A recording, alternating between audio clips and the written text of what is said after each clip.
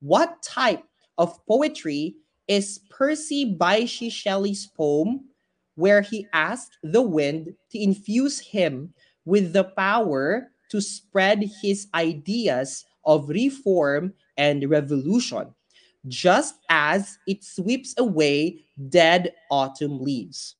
O wild west wind, thou breath of autumn being, thou from whose unseen presence the leaves dead are driven like ghosts from an encounter fleeing. A. Haiku. B. Ode. C. Free verse. Or D. Sonnet. Magdiwang po ang mga nagsagot ng letter B. Pag sinabi kasi nating haiku, it's a Japanese-based poetry wherein it talks about nature and it's composed of 3 poetic lines. Yung 575 po, 5, you're referring to 5 syllables. Pag sinabi po kasi nating ode, it is a type of lyric poetry that is intended to praise something, that is intended to emphasize the importance of something, to mark by exaltation of feeling. Pag sinabi natin exaltation of feeling, feeling of transcendence. Pag sinabi natin free verse, hindi po tayo gumagamit ng rhyme scheme. Wala po tayong rhymes. Pag sinabi naman po nating sonnet, that's also a type of lyric poetry.